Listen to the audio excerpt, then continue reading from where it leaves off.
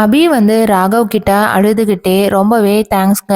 இந்த உதவி வந்து பண்ணது நான் எப்பயுமே மறக்கவே மாட்டேன். உங்க அக்காவுக்கு குழந்தை பிறந்ததுக்கு அப்புறம் நான் என் வீட்டுக்கே போயிடுவேன்ல, அப்ப கூட இந்த உதவி வந்து மறக்கவே மாட்டேன். ராகவ் வந்து அபி கிட்ட என்ன அபி தேங்க்ஸ்லாம் சொல்ற, நான் இந்த உதவி கூட உனக்கு பண்ண மாட்டேனா அப்படின்னு சொன்ன உடனே அபி இருந்துகிட்டு எங்கேயோ அந்த முரளி விஷயத்துல நீங்க வந்து எனக்காக ஹெல்ப் பண்ணல, என்னை வந்து சந்தேகப்பட்டீங்கல்ல, அந்த மாதிரி இதுவும் என் மேல சந்தேகப்பட்டுட்டு விட்டுருவீங்களோன்னு நினைச்சேன்.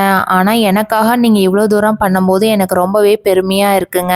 ஏன் ராகவ், உங்க மனசாட்சி தொட்டு சொல்லுங்க. நான் வந்து உங்க ஆபீஸ்ல பொட்டிக் வைக்கிறது உங்களுக்கு ஓகே தானா, இல்ல பாட்டி சொன்னதுனால நீங்க சரின்னு சொன்னீங்களா? எனக்கு அந்த டைம்ல சந்தேகமா தான் இருந்துச்சு, அதனாலதான் நான் இப்போ உங்ககிட்ட கேக்குறேன். ராகவ் இருந்துகிட்டு என்ன அபி இப்படி எல்லாம் பேசுற, எனக்கு பிடிச்சிருந்துதான் நான் வந்து பொட்டிக்க இங்க வைக்க சொல்லி சொன்னேன், மத்தபடி வேறெல்லாம் ஒண்ணும் இல்ல. அபிக்கு இது கேட்டோன்னே ரொம்பவே சந்தோஷமாயிடுது. அடுத்த நாள் காலையில அஞ்சலி வந்து அபி கிட்ட, அபி இந்த விஷயம்லாம் பண்ணது எனக்கு என்னவோ முரளி மேலதான் சந்தேகமா இருக்கு, அதை எப்படியாவது கூடிய சீக்கிரத்துல கண்டுபிடிக்கணும். எனக்குமே அவன் மேல மட்டும்தான்க்கா டவுட்டா இருக்கு. ஏன்னா கேக்குறவன் பணமோ இல்ல நகையோ தான் கேட்பான். ஆனா இந்த ராகவ் விட்டு இந்த வீட்டை விட்டு வெளியில போங்க அப்படின்னு தான் சொன்னாங்க. அப்ப முரளி மேலதான் எனக்கு என்னவோ சந்தேகமா இருக்கு. அஞ்சலி வந்து நான் வேணா ஆகாஷ் கிட்ட பேசி பார்க்கட்டுமா அப்படின்றாங்க. நாளைக்கு என்ன நடக்க போகுதுங்கிறத வெயிட் பண்ணி பார்க்கலாம். தேங்க்யூ.